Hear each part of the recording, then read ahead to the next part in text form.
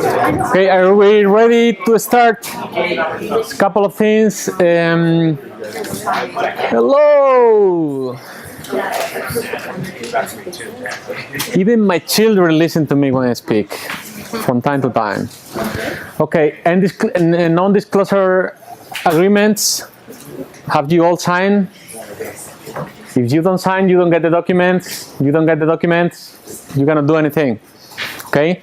People who have signed, remember that it's illegal to show the documents to anyone else. Okay?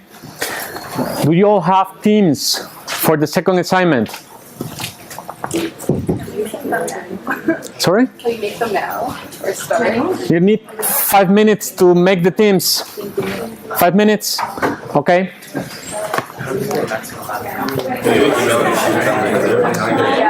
Okay, Elika is going to start passing around a piece of paper from there. If you don't have a team, write down your name and faculty, and we'll put you with someone else. Okay? If you have the teams, please email me them tonight, if possible. Okay? So let's start with design thinking.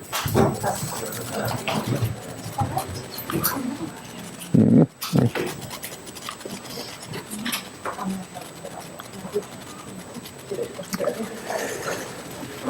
Okay, we're going to talk about two things mainly today. One is the importance of design in creative processes.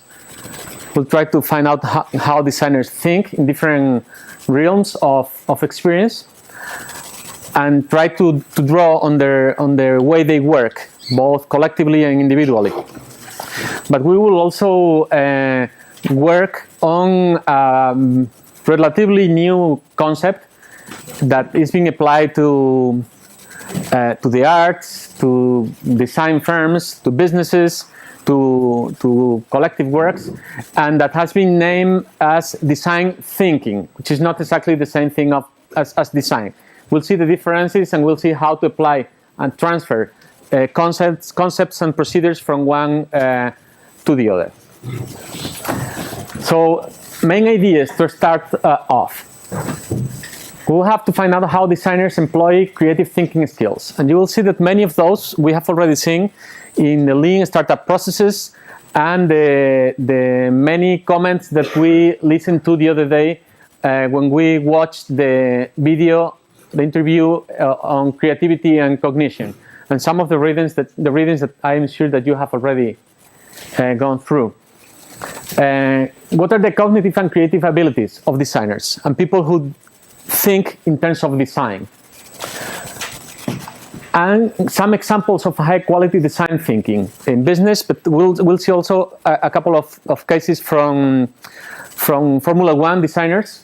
Two of the most important designers in Formula One, and why their teams always win consistently, because of not of the drivers they have in the team, but the innovations they are able to introduce in the car every single week. But also we will work on a case based on cooking and new cuisine to see how most of these processes are being replicated in many other fields of the economy and society. So the first approach for us is that design thinking is the application of methodologies of a designer onto problems that do not involve designing as such, designing in the small sense of just drawing something or trying to improve a product. Although we are going to talk about those things, but beyond the realm of the traditional designer. So it's the transference of these methodologies onto problems. And I think the key idea here is how to deal with problems as opposed to just with objects in the design thinking process. That do not involve designing an object, but are rather problems that need to be solved. Again, as we saw when we started working on lean processes and lean management, problems and solutions are always the two main equations that we're going to be working on. And that's the way designers work and designers think. Okay? For a designer to come up with a high quality design, they have to balance these four elements. the end result of the process has to be desirable for humans, and this is very important. Okay, so it has to be built in a scale that humans can experience in a natural way. Okay, second, has to be technologically feasible. No matter what technology we are talking about, we are now beyond the realm of internet or telephones or web technologies. Anything that is technical, okay, has to be feasible.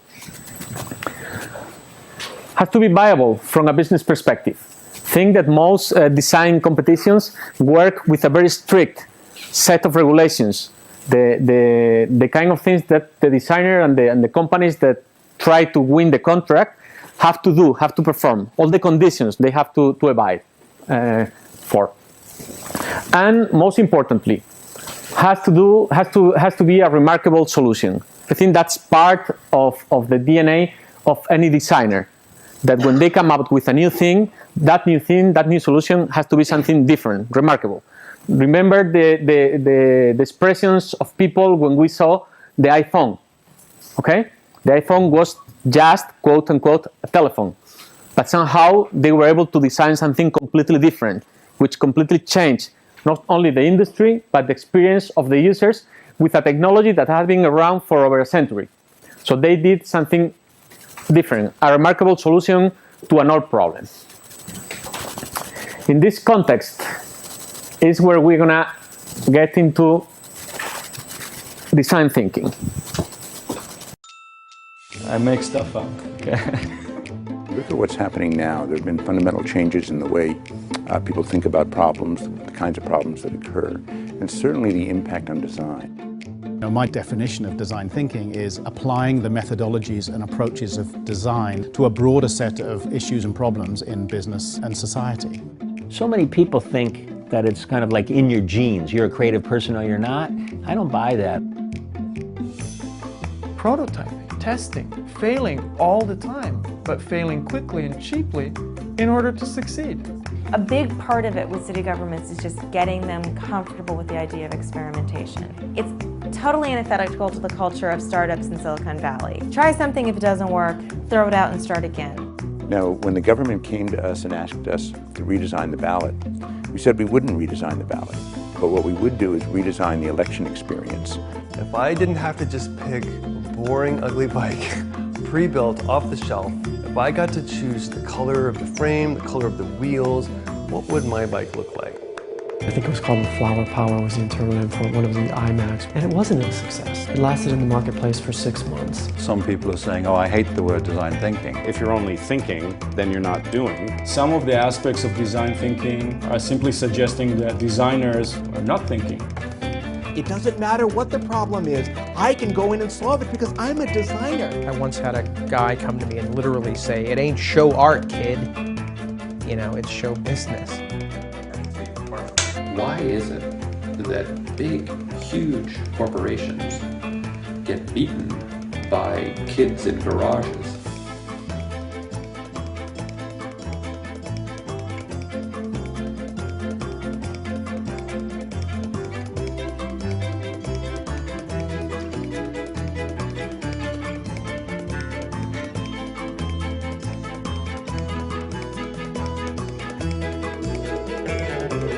The thing that excites me the most about this, and I think excites most people, is we have a chance to really move the needle. We have a chance to make a difference on a significant level when we get all these pieces moving together. That's what gets me up every day.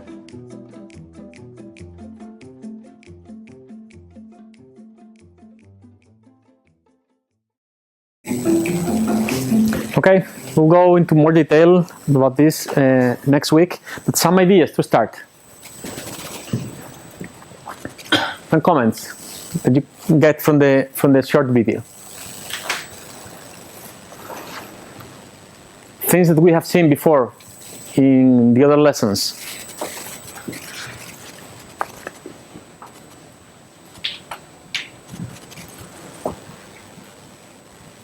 Come on. This one. Well, back, I think during the beginning, is that like innovation comes from like anywhere? Mm-hmm. Like any person can Innovation. do it. Yeah. And yeah, be focused and driven up to like do it really. Okay. Okay. More stuff. Innovation can come from anywhere. You have to do it and start. Carl? Well, it's about enabling the potential for creativity too. So like having all the post-its and like arranged and stuff. Yeah, the visual aspect, the organization of the space, the way in which people are organized to do some work, it's very important. The article we have about Pixar and when Steve Jobs took over Pixar and built the new building, what they are now, and how that changed the whole creative process of the company. It's very important. How we work, how we organize ourselves in a space. Who likes to reorganize the living room every other week? Tell us something about that. Why? No, like I like redesigning the room and like seeing what looks better where and like trying it out. Okay. Crystal. And I just like changing things around and trying things out in like different places and different layouts. What do you think about the layout of this classroom? Sucks. How would you do it? Taking into account this. I would change the angle of the walls so that maybe not everyone's facing the front, but maybe everyone's facing the professor. Maybe that, something like that. And picking this thing out. And, I don't know. Okay, more ideas. More comfortable seats. Mm-hmm. Probably. I think if you have the seats in more of a U shape so that people could like look at Okay. What else will we need? More windows. More windows, natural light. Yes. Well, yeah, make it so it'll allow for like more interaction. Because I mean, you'd make us like talk to our groups all the time, so it's just better in that sense, I guess. Yeah.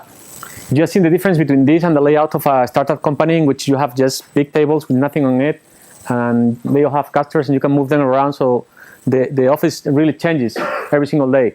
Or an architectural firm or a design firm, that completely changes the way in which people work and the possibilities of collaboration and introducing new creative processes. That's right. More ideas about the video. I like when he said you can make something successful through cheap experimentation. Mm-hmm. That's important. That keeps being repeated in all these people, all these thinkers from different backgrounds. What else?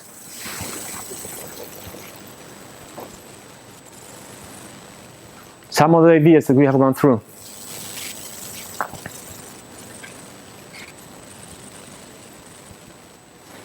I think designing too just constantly leads to like progress and innovation because you're just constantly rethinking things and constantly reworking and coming up with new ideas. So it's not stuck with like the same mythology or just the same way of doing things. Yeah, and the main industry for designing traditionally has been fashion, which you have like I don't know how many 4 seasons in the same year. So things keep changing, and changing is the very engine of the industry.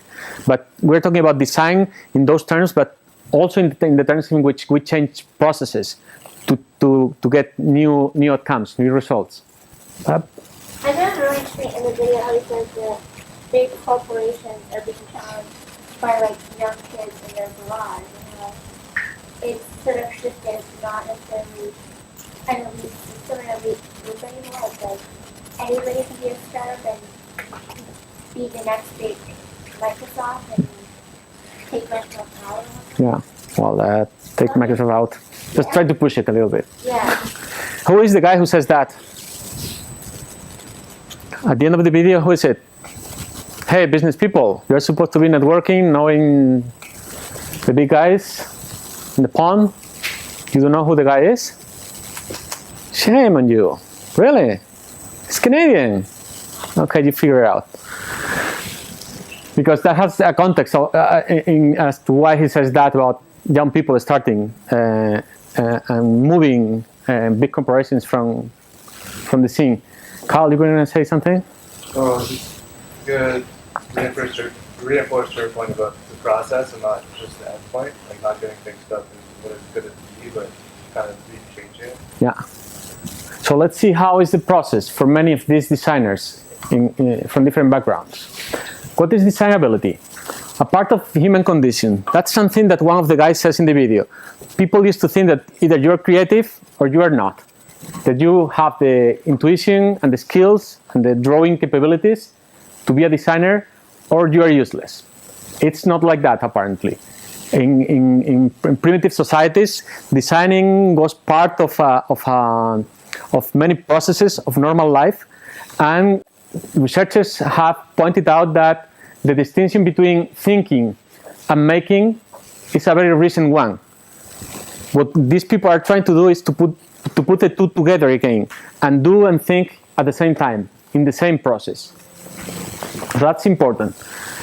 That way, we think of design as a cognitive ability, not something external that you learn, but something that you have inside and you can train through different skills and activities. What we're interested in is the ability of designers to produce effective, efficient, imaginative, and stimulating designs. Okay, all these four: effectiveness, efficiency, imagination, and stimulating designs for things and for processes. If you think of an object which has changed your life and the way you live, what would you say it is? An object that you see every single day.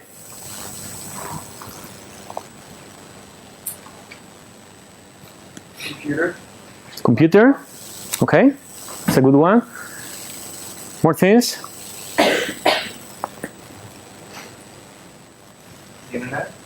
The internet, okay, changes and rearranges everything, even the way in which we live in the house. Objects.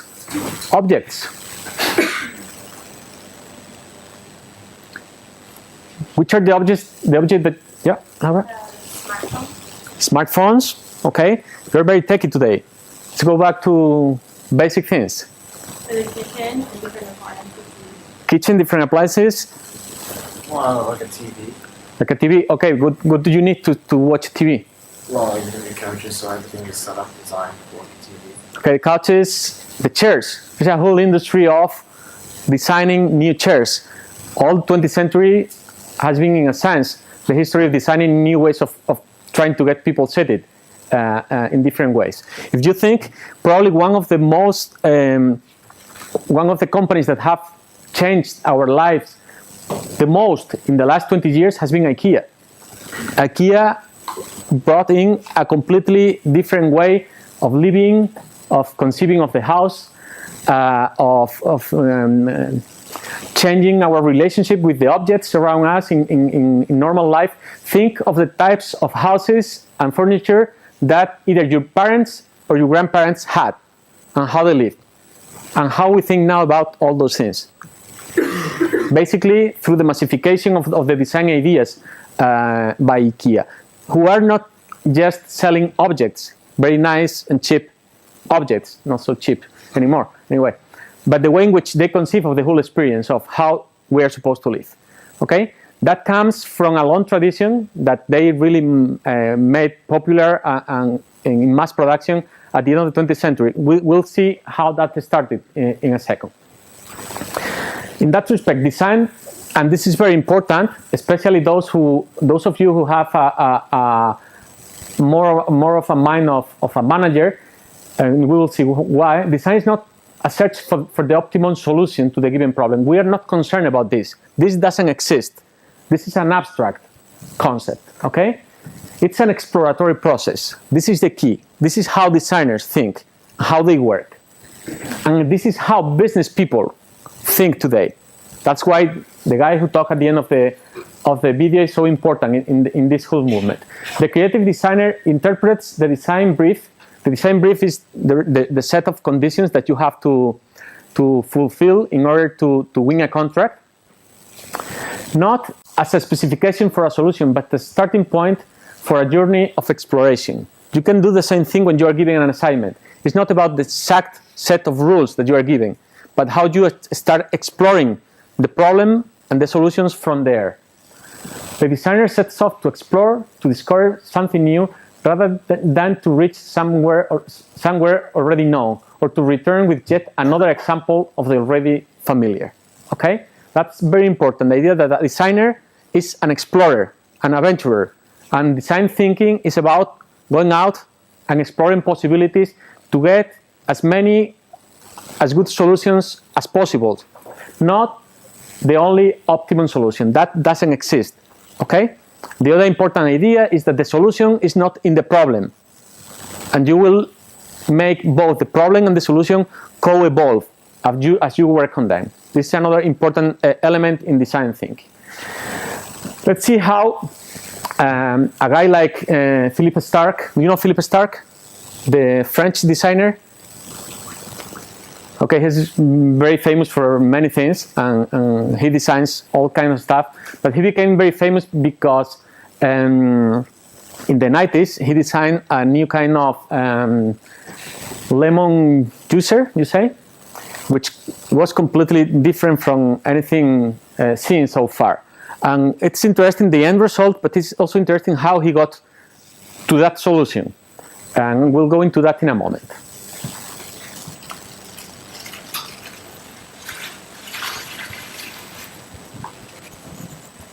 That's the lemon juicer.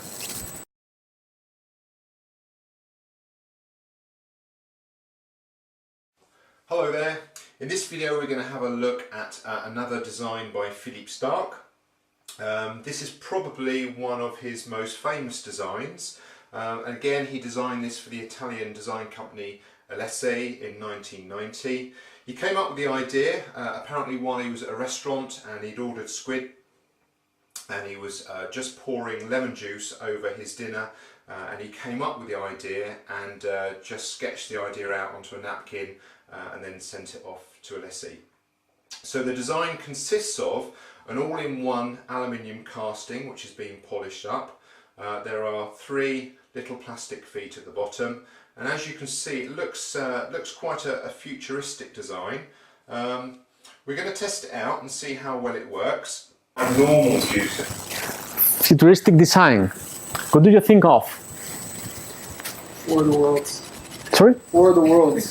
It looks like the thing from War of the Worlds. What's the thing? The spaceship. The spaceship. Okay. Does anyone else agree on that? It kind of looks like a spider. Okay, it's not a spider, but it's almost a spider. What else did you think of when you think the space ship? It's very important in the process because of the background of Philippe Starck. His father was an engineer, aeronautic engineering, and he was obsessed when he was a teenager with comics and science fiction. So when he started thinking about this was the idea that came to him. So in a sense, the futuristic design is a retro design from his 40s and 50s growing up, watching and reading those kinds of comics. Okay, a spider, what else? Some sort of alien that would suck your brains out. That's what you do with a lemon. Yeah. I like a spaceship, like that lands on the moon, you know, like the Apollo mission. Yeah, all that had to do with these ideas and memories and images that he had on his brain. And that's very important about how designers think out of the repository of images that they have and how they combine them. The fact that you're eating, like, you say octopus or whatever, it looks like an octopus. An octopus, not an octopus exactly, but almost. What's an animal from the sea similar to an octopus? Squid. A squid. He was given the contract in Rome, I think, and then he went to an island off Sicily, and he was having dinner, probably drunk, that night, and on the paper tablecloth he started drawing, and he kept the drawing. So it's very typical to explain that in design school. And it was Italy, it was the sea, so they were serving squids, and he started working from the shape of the squid, and then the space ship came into it, and then the spider, and this is what he came out with.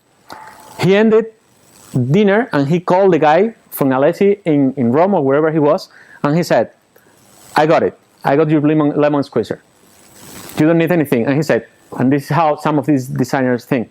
There's a few details that we have to work out, like material, how we're going to make it, and this and that. But basically, the concept is there. It's already solved. Okay? And you can see that unlike normal juicers, there isn't a tray at the bottom. So what you have to do is you have to put your receptacle straight underneath. So we're going to pop our glass underneath.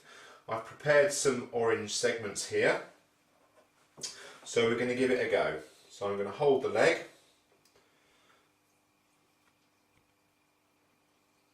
And you can see there that the orange juice is flowing. Oh, there goes a pip.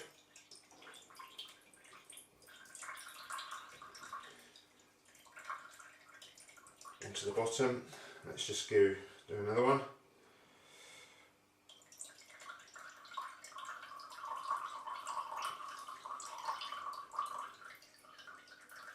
Okay, so in terms of evaluation of the function, we have got quite a lot of spillage there. It was quite difficult to use, so it's probably not the most efficient squeezer on the market, but it certainly is a very futuristic and quite elegant design, and perhaps something that would certainly be designed to be on display in the kitchen rather than tucked away in a cupboard.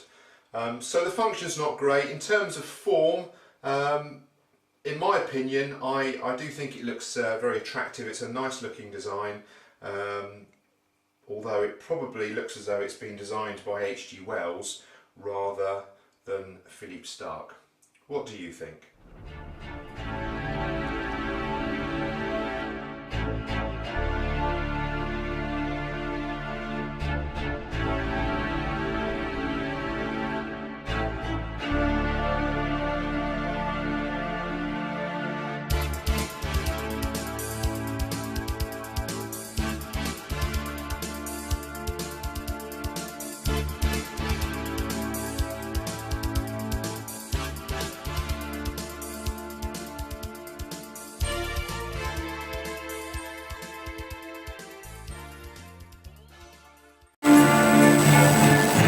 Okay, this is story, and this is the Bauhaus Movement began in 1919 and continued until it was closed by the Nazis in 1933. It's a movement that was a distillation of a lot of decorative arts and design elements into basic geometric form. The movement started when Walter Gropius broke away from the state-owned academy in Weimar in 1919 and wanted to start an art school. And the basis for the art school was to really embrace the machine and to begin to prepare and make objects in all media for mass production. And the word Bauhaus comes from the German word bauen, to build, and house. And it was in its early stages, the Bauhaus was primarily more expressionistic. It was only in its later versions, when Walter Gropius moved the Bauhaus from Weimar to Dessau in 1923, that the designers who were primarily interested in a more distilled and geometric forms began to have the upper hand. The Bauhaus continued until about 1932 or 3 or so, when it was moved to Berlin, and then eventually there was an effort to continue the Bauhaus in Chicago as well. And it was in operation for about a year or two. At that time, it was administered by Mies van der Rohe and also Walter Gropius. Okay, Bauhaus is the most important movement in design in the 20th century.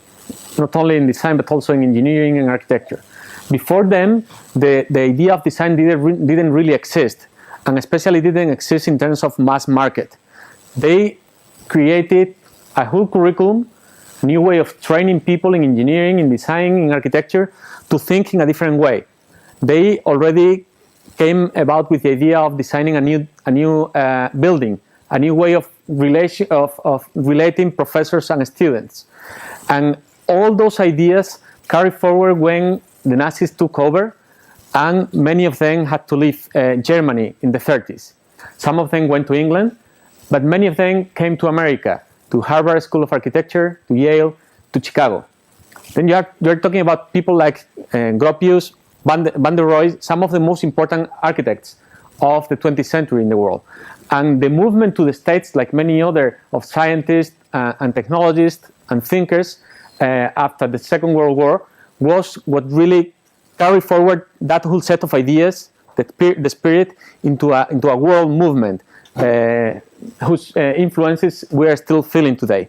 This is where design started, when the idea of how to think of things and processes in a different way was systematized. Okay, so that's the origin of what we are doing today in this respect. What are the main elements or features that you can see in most of the design thinkers that people have done research on? Main concept here is this of abductive thinking. Okay, type of reasoning different from the more familiar concepts of inductive and deductive reasoning, but which is the necessary logic of design. Abductive thinking provides the means to shift and transfer thought between the required purpose, the problem or function of some activity, and appropriate forms for an object to satisfy that purpose. Okay? That's going to be the same main concept that we will see when we talk about design thinking in businesses. Okay? We go away from deduction and induction, and we start using this abductive thinking. It also has to do with the way in which the designer throws herself into the problem and starts living in the problem until a solution emerges from that interaction. The main idea about abductive thinking is that you have to think and imagine what something could be or may be, not what it is. Okay? You have to think about all the possibilities and think them out before deciding which one or which ones you're going to use. This is one of the most difficult things to do. Think of a problem, and instead of looking for just one solution, the fastest, what you think is the right solution, is think of many solutions. Imagine what that would be in many different scenarios, with many different frames, from different perspectives. That's the main idea, what something could be.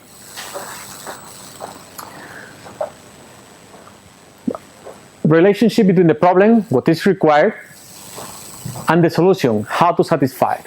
Okay? And here the thing changes in the sense that you don't have the problem, and from studying the problem you derive the solution. No, that's deduction. Okay? We don't want to do that. What we have is a problem and a set of solutions that evolve at the same time. And while they are evolving, you are redefining the problem. At the end of the process, the problem has to be different from the way in which it was posed to you. Okay? If you just solve it, you are not doing design. You are not thinking in these terms. Okay? Designers, design thinkers, are happy or are confident or are comfortable working under conditions of uncertainty and ambiguity. Why do they live like that? The reason has to do with, imagine that you want to solve a problem.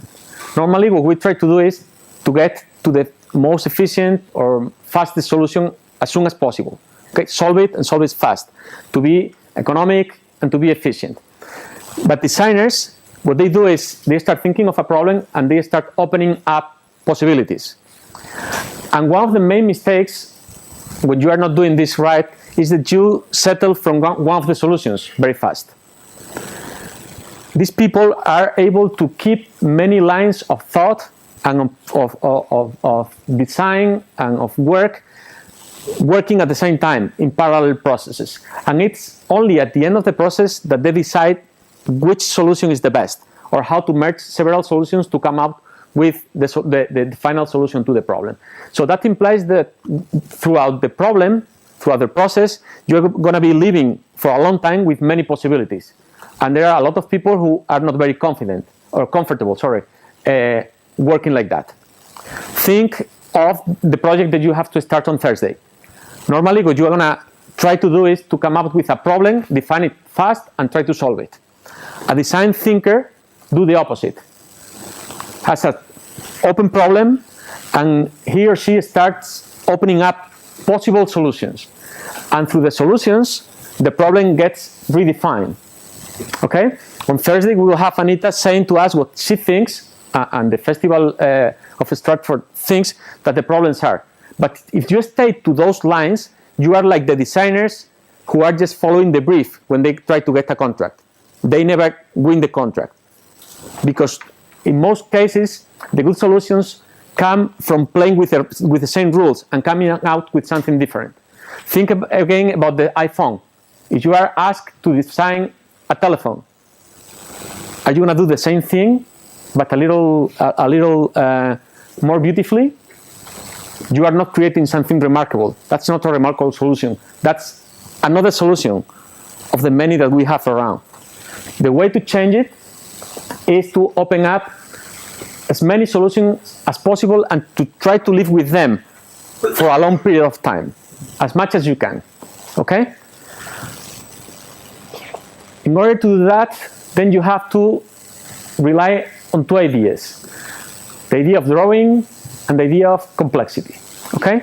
Drawing has to do with the fact that design is, from the origin, a very manual work.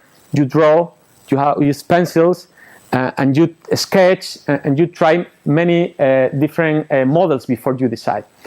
But in the context of complexity, when you are given a very complex problem, which is very difficult to solve in a single shot, you get to a moment in which mentally, inside of you, it's very difficult to have all the parallel solutions running at the same time. There is a limit to our capacity, our mental capacity to deal with complexity. Drawing helps with that.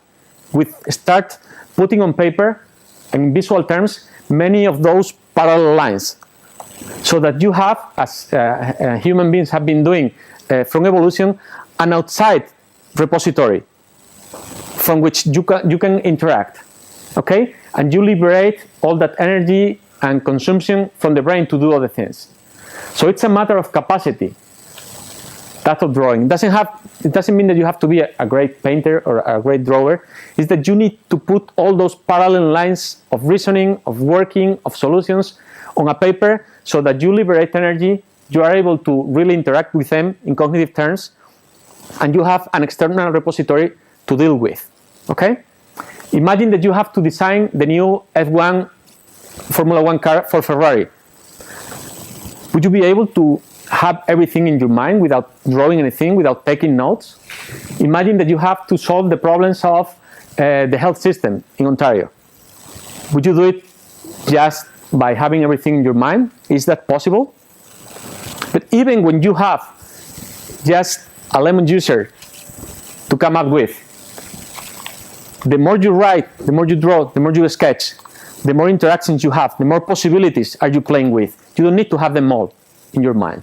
So that's why drawing is so important. You also need to have an external representation to interact with. Okay? You have to control your cognitive limits, and you have to engage in a dialogue between the problem and the solution. And that engagement happens on the paper, okay? On the drawing, in your interaction, in the new drawing that you do, in the evolutionary process of getting new solutions, discharging things that don't work or partially don't work, putting new things together. That dialogue is basic to any good design thinker and to any good design. Draw as many solutions as possible and work from them in evolutionary terms, okay? Again, these thinkers, these design thinkers, as we saw for creative people last week, are open to many experiences. Nobody says that in order for you to be a good designer, you have to like science fiction comics, or you have to like seafood in the Mediterranean, although you should. It's just getting input and information and experiences and emotions from as many fields of life experience as possible, so that at some point you will be able to use them without noticing, because they will emerge as a possible solution to one of the problems that you will deal with. Okay? They are also very aware of things around them. They're very sensitive to nuances in both their internal and their external environments. They perceive change. They're very sensitive, so that they can incorporate all that experience into the solutions. Another important element, designers notice particular coincidences in the rhythm of events. And that's a very rare quality. People are able to notice different trends, but the rhythms of life around you, the rhythms of things, are so different from one environment to another, from one group of people to another, from one culture to another, that not many people are able to really be sensitive to them. Designers are, and think that in many cases what you are designing is not a thing to have on a table. It's a thing that will engage human beings in a particular rhythm. So it will create some rhythm of events, some relationship between the mind of people using it and the experiences, the interaction that they will have by using it. Like good explorers, they are opportunists. Okay? Here, one of the cases we have is of an important British designer who was hired by, I don't remember, the British train system to redesign the timetables. Okay? Timetables were very confusing because they were done in the train stations from the perspective of the drivers, not of the passengers.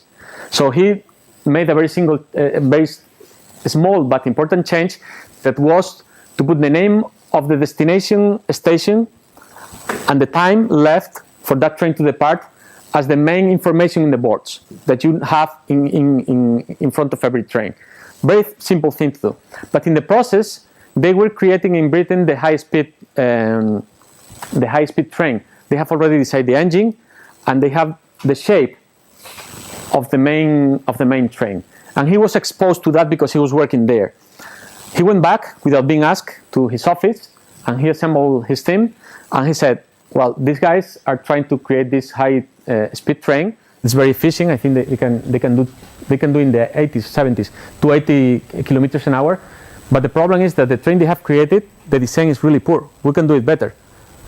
So without being asked, he, with his team, redesigned the train and went to the board of the company and said, we haven't been asked this, but I think that this is much more aerodynamic and efficient of what you have now.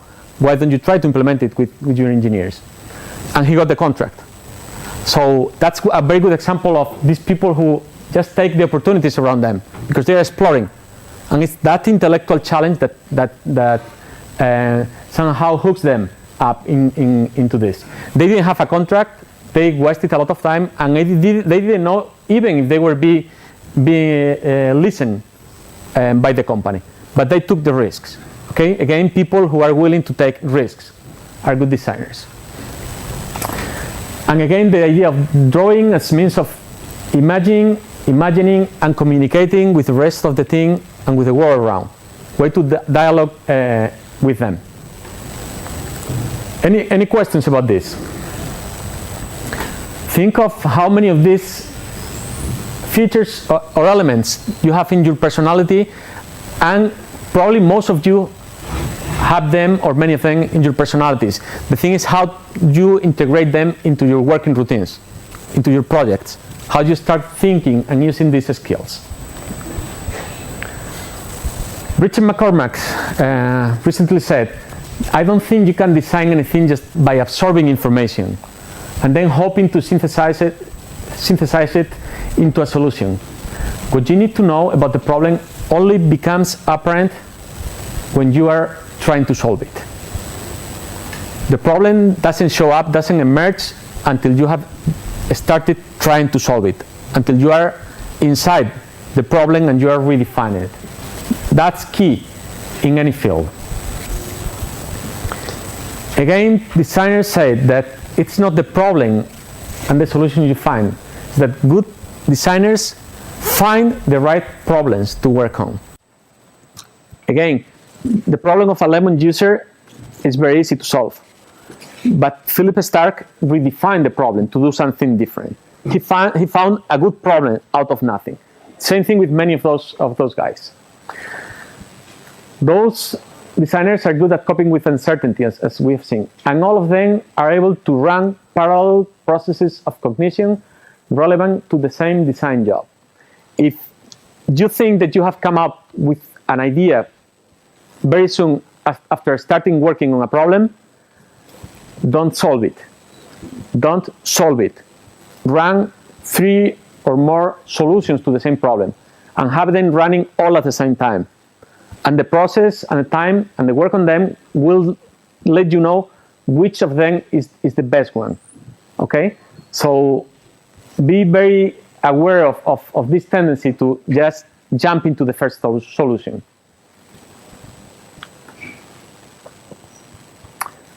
The challenge with this process of having many open solutions running at the same time is that at some point you have to decide. And you have many people in your team working from different perspectives, with different agendas, with different inputs. The thing is, how do you put all those together? And at some point, to reconcile all ideas and perspectives to get the final solution is a challenge. But then, for that, we have design as a social process, something that you have to negotiate with your team, with the stakeholders, with all people involved, and through all the 4 elements that we have seen. It has to be feasible, good in business terms, to be a radical solution, etc., etc. So you have to make it a social process, as we said about creativity at the end. In this context, Jones has developed what he says is called a theory of reflective practice, which has to do a lot with the idea of abductive thinking. Reflective practice is a cognitive process of reflection in action, as the intelligence that guides intuitive behavior in practical context of thinking and acting. At the heart of reflection in action is the frame experiment, in which the practitioner frames or poses a way of seeing the problematic situation at hand. Okay? This idea of the frame experiment, of framing the problem, is key in design and in any discipline. If you think of what you are perceiving around, because our mind works like that, how many frames are you seeing right now around you in the things that you are just perceiving? How many things around here have frames?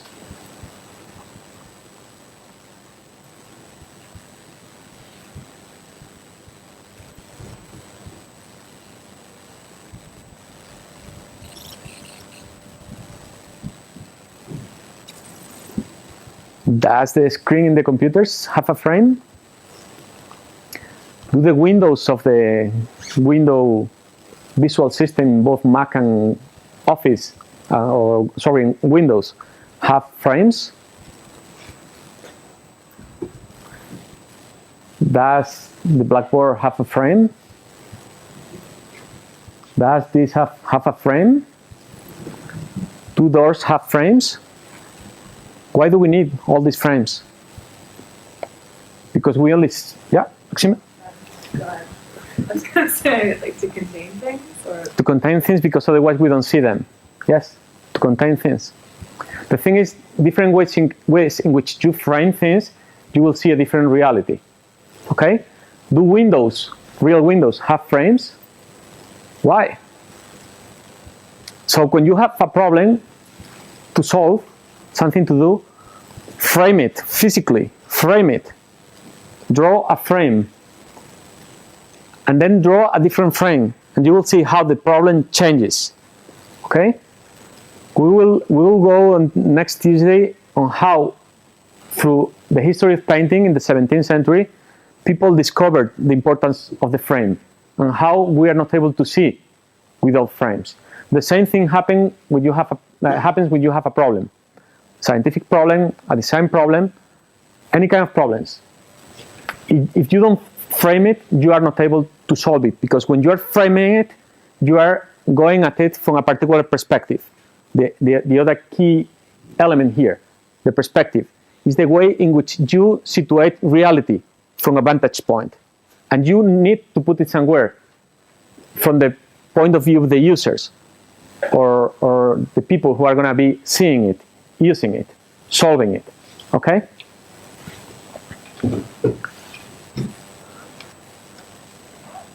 Let's go with a couple of practical examples from Formula One. Gordon Murray is one of the most important designers in Formula One. He worked for McLaren for many years, and many Williams and many other companies in Formula One, and systematically his cars would win the championship because of the changes that he would implement in the design of the cars.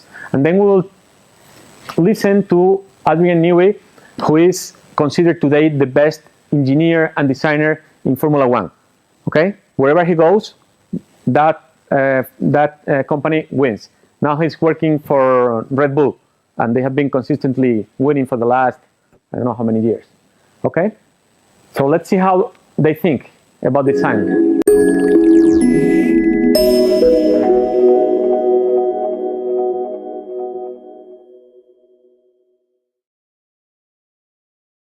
The Design Museum's Design Awards are hosted every year, and they are very much like the Oscars in the design world. Today we're lucky to talk to one of the nominees in the transport category, Gordon Murray. There is much talk about the use of cars in the city. It initiates discussions on climate change and carbon footprints. Gas-guzzling petrol cars are now seeing new innovative designs which can be run on electric at extra low costs. British engineer Gordon Murray has designed and built an electric vehicle which has raised a lot of interest at the Design Awards. And that little puppy is the T27. I think what makes the T27 special enough to be nominated for the Design Awards is the fact that it's at the moment the world's most efficient electric vehicle, electric car.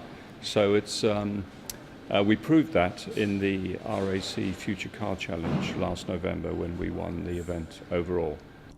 The RAC Challenge has seen the T27 travel from London to Brighton on a mere 64 pence. This achievement is the result of Murray's need to redesign a car that is smaller, lighter, cleaner and cheaper to maintain. Yeah, I think most governments who are trying to introduce low-carbon vehicles of all sorts are offering incentives. The problem with those are they're pretty short-lived. As soon as we have a big enough take-up of electric vehicles, for example, those incentives will stop. What we really need is more lightweight vehicles like T27. One of the huge advantages of T27 is that because it's half the weight of a conventional vehicle, the battery size is half the weight and therefore half the cost. The vehicle was designed to be smaller than a smart car, but has room for 3 people. Weighing 680 kilos, the 660cc 3-cylinder engine is incredibly economical and saves a bundle in road tax and insurance. So why haven't people jumped onto the bandwagon? I think two of the major obstacles to people buying electric vehicles at the moment, one is a cultural change, and it is quite a different vehicle to drive, but people will overcome that quite quickly, I think. The second one is much more important, and that's cost. The current cost of lithium-ion batteries, which is our current technology, is about 50% of the retail price of the car. So what would have been a £10,000 car is now a £20,000 car. And that's a big obstacle for most people to get over. Gordon Murray has packed decades of sports car engineering into the T27. Well, in my career, I've spent 20 years in Formula One and then a further 15 years designing high-performance sports cars. And I'm always looking for a new challenge. The reason I switched from Formula One to sports cars was I needed a new challenge. And having done enough sports cars, I really thought it was about time that somebody took Formula One philosophy and technology and made it available to the everyday motorist. So this is probably the biggest challenge I've had so far. Their ice-stream manufacturing process is revolutionary, using composite plastic to build a chassis, making the vehicle lighter and more durable. The real reason why the car is efficient is the manufacturing system, which we've trademarked iStream. And it's a completely different think on how we've made cars for the last 100 years. We've stamped cars out of steel, which is heavy and energy intensive, for about 100 years. And this car uses Formula One technology, but for very low cost, to produce a lightweight, strong structure. The Design Awards ceremony is on April 24th. This is Hu Li for Greenstream TV.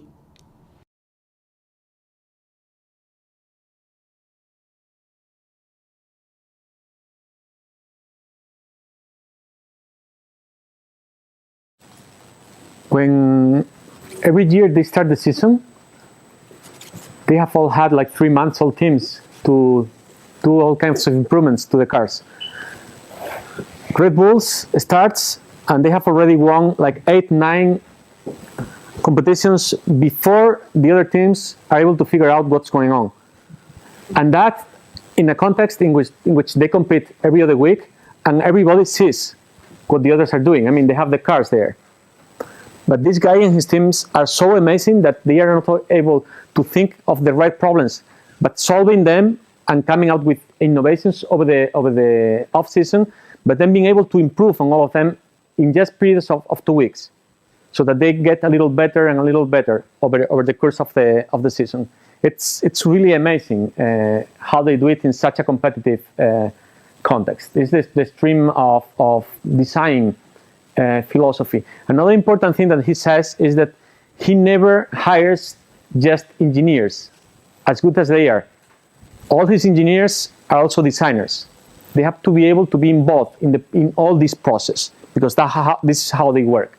To be able to draw and to run different solutions and to try them themselves. That's important for him, not just engineers, but also designers.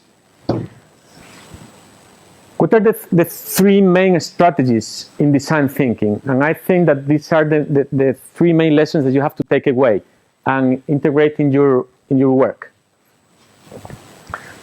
First one is that any designer in design thinking will take a broad systems approach to the problem, rather than accepting narrow problem criteria. This has to do with one concept that we have seen before today, and that we have been repeating for a few times the last few weeks. Anyone? Systems approach.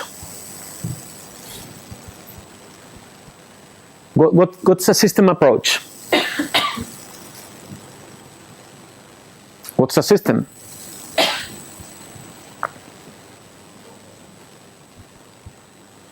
A bunch of things that work together to function as a whole unit for the same purpose. Can you repeat it a little louder? Just a bunch of different components that are arranged to function as a working unit, I guess. Okay, with a couple of nuances. First, those things are connected, okay?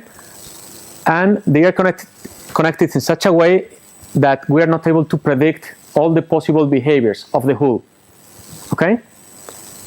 So systems, and especially complex systems, and the concept I was referring to before is complexity, relies on the idea that the interactions between the elements of the system will produce emergencies that you are not able to predict, even if you know all the features and characteristics of the single element. Okay? Always remember the example of a social network. You know the people, the nodes, you know the relationships, but the social system as a whole behaves in a way which we are not able to predict, with emergent properties, emerging behaviors. This idea of keeping your mind and your eye on the relationship between the elements, all the elements of the system, is what this systems approach refers to. Okay? Expect and engage with those emerging properties that will come out when you start dialoguing with them, when you are within the problem. Remember that the problem is there and the solution is here. That's wrong. That doesn't happen. The problem will get defined as you try to solve it. And when you try to solve it, depending on the perspective and the frame, emerging features and behaviors will arise, and you will have to deal with them. There is where you find the truly nature of the system and the problem you want to solve. Okay? So that's first, systems approach to the problem. Second, how are you going to solve it? By trying many frames. Framing the problem in many different personal ways, so that you come out with the final one that will solve the problem, taking into account this perspective. Okay?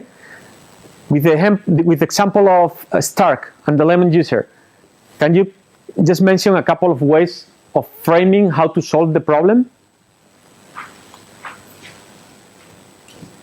Doesn't have to be your solution, just as a way of showing different possibilities.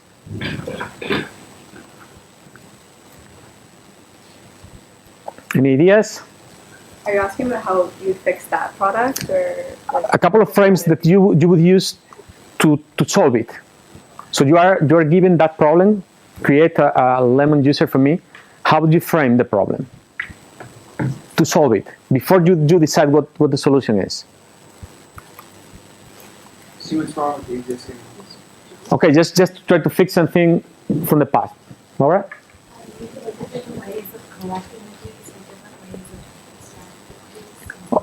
Okay, use extraction and collection. More ways to frame it.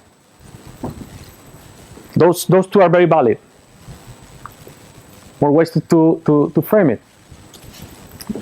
the problems users have, like maybe they can't get all the juice out of it, or maybe there's seeds in it all the time, like see what that problems are. Okay, functioning depending on the fruit. Look at your competitors and how they approach the construction of a juicer. That Gianni sort of mentioned before. Okay, more ideas? I'm trying to see like different functionalities of it actually, so then instead of just being a juicer, like an art thing on the kitchen counter. Okay. From the old idea of design, something that you have there, because it's beautiful and will have an aesthetical purpose. Someone else raised it.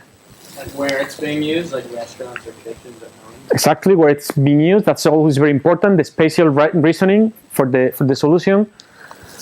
Two more basic perspectives that we always take into account. Who is using it? Like food audiences? Who is using it? Okay. Price. We can say, okay, I'm gonna design the cheapest and at the same time most beautiful lemon juicer in the market. Probably IKEA's solution would be like that. You could use the frame of materials. What kind of materials do you gonna use? So there are many different frames to come out with many different solutions. The idea is, from all these possibilities, which of those frames shows you more of the true nature of a user working for the purpose that has been designed for, and approaches a remarkable solution, as we saw before. So which of those frames gives you the best solution for the more complex dimension of the problem you are trying to solve? Normally there is where you get the optimum solution and the solution that really solves the problem and creates something different from everything you had before. Okay? So think of all those frames when you have any problem and trying to use either a mix of them or the one that gives you the image of the more complex product or process that you are able to encapsulate in that frame. That's where the solution is. Third idea, designing from first principles. This has to do with the knowledge of what you are doing, the domain. So what's the first principle of a Formula 1 car? Is that it has to win races, has to be fast. That's what a Formula 1 car is made for. What's a lemon juicer is made for? To extract juice. You always have to look for what are the first principles of the thing you are trying to solve. Whether it's designing a house, that's for people, building a bridge, developing a product, a smartphone, whatever it is. What is it that people use that for? That's basic. Don't go away from that, because otherwise you fall into the bad idea of design. Something that is nice or cool or beautiful, but doesn't respond to that. That doesn't matter if the problem is large or small. You are trying to solve the problem of the health system. The first principles is that people need good and cheap, if possible, and universal health systems, health service. The same with education. You have to frame it according to the first principles, and then go to the systems approach to have all the elements interacting, and to the framing appropriate to that particular domain, to that particular problem. Okay? We're going to skip this. We're going to see it next week, but now we're going to see Tim Brown. who is the CEO of IDEO, one of the most... Yes? Someone wanted to... Oh, sorry. Sorry. When you talk about first principles, do you mean just the user's needs or their wants too? When I think of the first principles, is more of what's the true nature of the object. Okay. A car is to transport people. Food is to feed people. All those things. What is this really for? Okay. And think, even when you have all those interactions, at the end of the day, what is this for? This is basic. When we get into very complex problems, normally it's very easy that we get carried away and we start trying to solve things which are peripheral to the problem. Integrating all those peripheral things is important, but always respecting the core. That happens a lot in architecture in the last few years. You build huge, beautiful buildings and you say, is there any human being able to live in there? Houses are for people to live in. So you have to respect that first and work from there. Okay, so that's the idea. Kim Brown is one of the evangelists of design thinking, has a very important book, and he's the CEO of one of the most important world-renowned design companies. So this is part of what he has to say about this.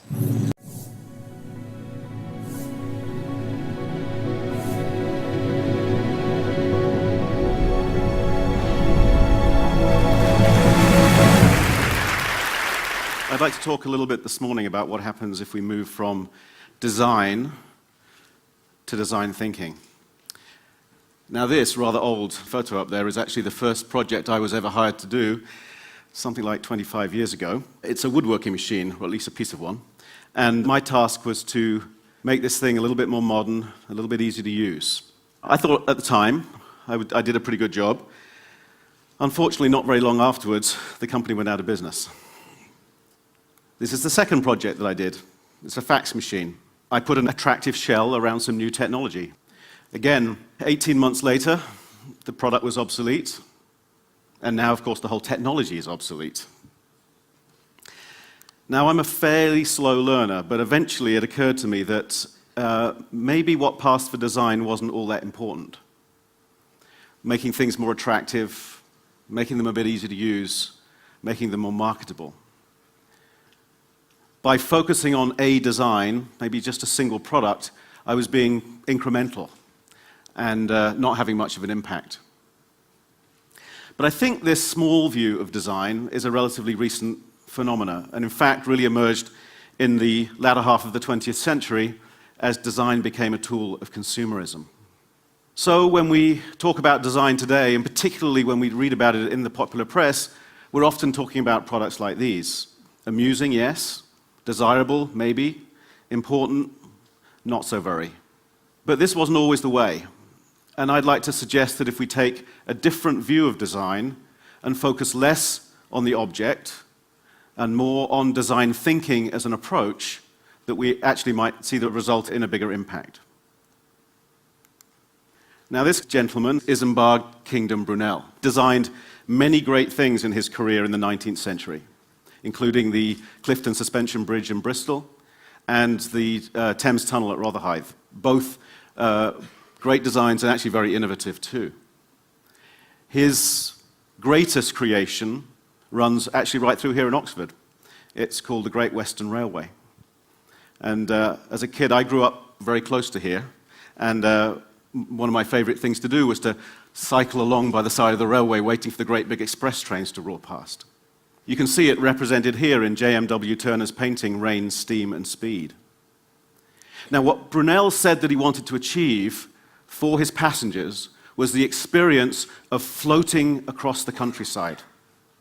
Now, this was back in the 19th century.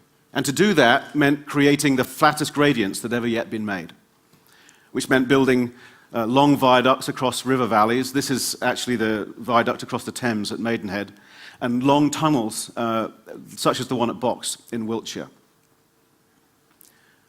But he didn't stop there. He didn't stop with just trying to design the best railway journey. He imagined an integrated transportation system in which it would be possible for a passenger to embark on a train in London and disembark from a ship in New York, one journey from London to New York. This is the SS Great Western that he built to take care of the second half of that journey. Now, Brunel was working 100 years before the emergence of the design profession. But I think he was using design thinking to solve problems and to create world-changing innovations. Now, design thinking begins with what Roger Martin, the business school professor at the University of Toronto, calls integrative thinking. And that's the ability to exploit opposing ideas and opposing constraints to create new solutions. In the case of design, that means balancing desirability, what humans need, with technical feasibility and economic viability. With innovations like the Great Western, we can stretch that balance to the absolute limit. So somehow, we went from this to this. Systems thinkers who were reinventing the world to a priesthood of folks in black turtlenecks and designer glasses working on small things. As our industrial society matured, so design became a profession, and it focused on an ever smaller canvas until it came to stand for aesthetics, image, and fashion. Now, I'm not trying to throw stones here. I'm a fully paid up member of that priesthood, and somewhere in here I have my designer glasses. There we go. But I do think that perhaps design is getting big again, and that's happening through the application of design thinking to new kinds of problems, to global warming, to education, healthcare, security, clean water, whatever. And as we see this reemergence of design thinking and we see it beginning to tackle new kinds of problems, there are some basic ideas that I think we can observe that are useful. And I'd like to talk about some of those just for the next few minutes. The first of those is that design is human-centered. It may integrate technology and economics, but it starts with what humans need or might need, what makes life easier, more enjoyable, what makes technology useful and usable. But that's more than simply good ergonomics, putting the buttons in the right place. It's often about understanding culture and context before we even know where to start to have ideas. So when a team was working on a new vision screening program in India, they wanted to understand what the aspirations and motivations were of these school children to understand how they might play a role in screening their parents. Conversion Sound has developed a high-quality, ultra-low-cost digital hearing aid for the developing world. Now, in the West, we rely on highly trained technicians to fit these hearing aids. In places like India, those technicians simply don't exist. So it took a team working in India with patients and community health workers to understand how a PDA and an application on a PDA might replace those technicians in a fitting and diagnostic service. Instead of starting with technology, the team started with people and culture. So if human need is the place to start, then design thinking rapidly moves on to learning by making. Instead of thinking about what to build, building in order to think. Now, prototypes speed up the process of innovation, because it's only when we put our ideas out into the world that we really start to understand their strengths and weaknesses. And the faster we do that, the faster our ideas evolve. Now, much has been said and written about the Aravinda Institute in Madurai, India. They do an incredible job of serving very poor patients by taking the revenues from those who can afford to pay to cross-subsidize those who cannot. Now, they are very efficient, but they're also very innovative. When I visited them a few years ago, what really impressed me was their willingness to prototype their ideas very early. This is the manufacturing facility for one of their biggest cost breakthroughs. They make their own intraocular lenses. These are the lenses that replace those that are damaged by cataracts. And I think it's partly their prototyping mentality that really allowed them to achieve the breakthrough, because they brought the cost down from $200 a pair down to just $4 a pair. Partly they did this by, instead of building a fancy new factory, they used the basement of one of their hospitals. And instead of installing the large-scale machines used by Western producers, they used low-cost CAD/CAM prototyping technology. They're now the biggest manufacturer of these lenses in the developing world and have recently moved into a custom factory. So if human need is the place to start and prototyping a vehicle for progress, then there are also some questions to ask about the destination. Instead of seeing its primary objective as consumption, design thinking is beginning to explore the potential of participation. The shift from a passive relationship between consumer and producer to the active engagement of everyone in experiences that are meaningful, productive, and profitable. So I'd like to take the idea that Rory Sutherland talked about, this notion that intangible things are worth perhaps more than physical things, and take that a little bit further and say that I think the design of participatory systems in which many more forms of value beyond simply cash are both created and measured is going to be the major theme not only for design but also for our economy as we go forward. So William Beveridge, when he wrote the first of his famous reports in 1942, created what became Britain's welfare state, in which he hoped that every citizen would be an active participant in their own social well-being. By the time he wrote his third report, he confessed that he had failed, and instead had created a society of welfare consumers. Hilary Cottam, Charlie Ledbetter, and Hugo Manasai of Participal have taken this idea of participation, and in their manifesto entitled Beveridge 4.0, they are suggesting a framework for reinventing the welfare state. So in one of their projects called Southwark Circle, they worked with residents in Southwark, South London, and a small team of designers to develop a new membership organization to help the elderly with household tasks. Designs were refined and developed with 150 older people and their families before the service was launched earlier this year. We can take this idea of participation perhaps to its logical conclusion and say that design may have its greatest impact when it's taken out of the hands of designers and put into the hands of everyone. Nurses and practitioners at US healthcare system Kaiser Permanente studied the topic of improving the patient experience, and particularly focused on the way that they exchange knowledge and change shift.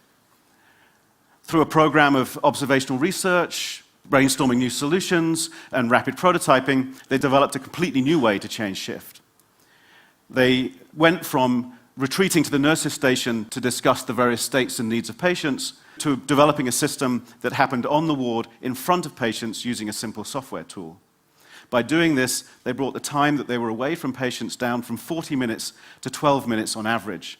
They increased patient confidence and nurse happiness. When you multiply that by all the nurses on all the wards in 40 hospitals in the system, it resulted actually in a pretty big impact. And this is just one of thousands of opportunities in healthcare alone.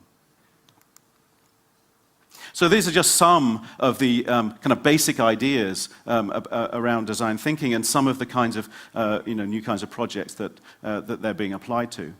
But I'd like to go back to Brunel here and suggest a connection that might explain why this is happening now, and maybe why design thinking is a useful tool. And that connection is change. In times of change, we need new alternatives, new ideas. Now, Brunel worked at the height of the Industrial Revolution when all of life and our economy was being reinvented. Now, the industrial systems of Brunel's time have run their course, and indeed, they're part of the problem today. But again, we're in the midst of massive change. And that change is forcing us to question quite fundamental aspects of our society. How we keep ourselves healthy, how we govern ourselves, how we educate ourselves, how we keep ourselves secure. And in these times of change, we need these new choices because our existing solutions are simply becoming obsolete. So why design thinking? Because it gives us a new way of tackling problems. Instead of defaulting to our normal convergent approach, where we make the best choice out of available alternatives, it encourages us to take a divergent approach, to explore new alternatives, new solutions, new ideas that have not existed before. But before we go through that process of divergence, there's actually quite an important first step. And that's, what is the question that we're trying to answer? What's the design brief? Now, Brunel may have asked a question like this: how do I take a train from London to New York? But what are the kinds of questions that we might ask today? So these are some that we've been asked to think about recently. And one in particular is one that we're working on with the Acumen Fund in a project that's been funded by the Bill and Melinda Gates Foundation. How might we improve access to safe drinking water for the world's poorest people, and at the same time stimulate innovation amongst local water providers? So instead of having a bunch of American designers come up with new ideas that may or may not have been appropriate, we took a sort of a more open, collaborative and participative approach. We teamed designers and investment experts up with 11 water organizations across India. And through workshops, they developed innovative new products, services, and business models. We hosted a competition and then funded 5 of those organizations to develop their ideas. So they developed and iterated these ideas, and then IDEO and Acumen spent several weeks working with them to help design new social marketing campaigns, community outreach strategies, business models, new water vessels for storing water, and carts for delivering water. Some of those ideas are just getting launched into the market, and the same process is just getting underway with NGOs in East Africa. So for me, this project shows kind of how far we can go from some of those sort of small things that I was working on at the beginning of my career. That by focusing on the needs of humans, by using prototypes to move ideas along quickly, by getting the process out of the hands of designers, and getting the active participation of the community, we can tackle bigger and more interesting questions. And just like Brunel, by focusing on systems, we can have a bigger impact. So that's one thing that we've been working on. I'd actually be quite interested, and perhaps more interested, to know what this community thinks we could work on. What kinds of questions do we think design thinking could be used to tackle? And if you've got any ideas, then feel free. You can post them to Twitter. There's a hashtag there that you can use, CBDQ. And the list looked something like this a little while ago. And of course, you can search to find the questions that you're interested in by using the same hash code. So, I'd like to believe that design thinking actually can make a difference, that it can help create new ideas and new innovations beyond the latest high street products. To do that, I think we have to take a more expansive view of design, more like Brunel, less a domain of a professional priesthood. And the first step is to start asking the right questions. Thank you very much.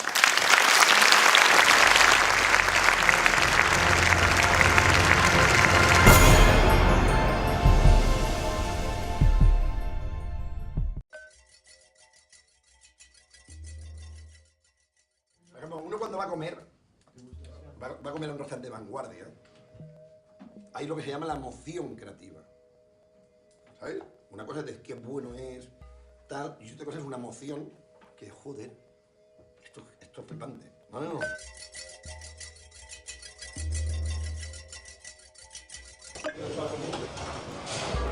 ¿Cuántos horquillas?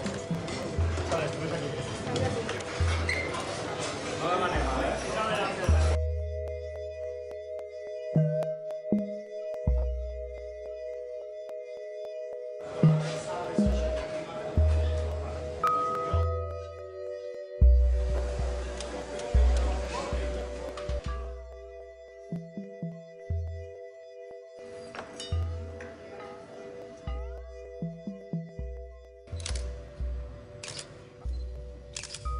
Això ja fèiem, no?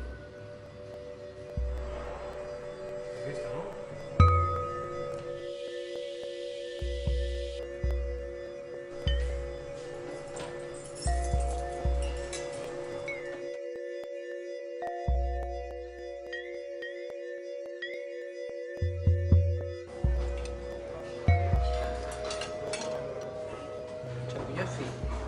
¿No? Yo he probado champiñón.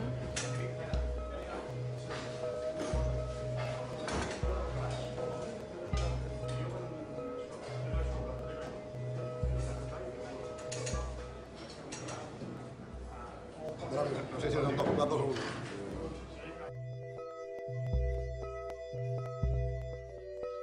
Dos aliats, al favor.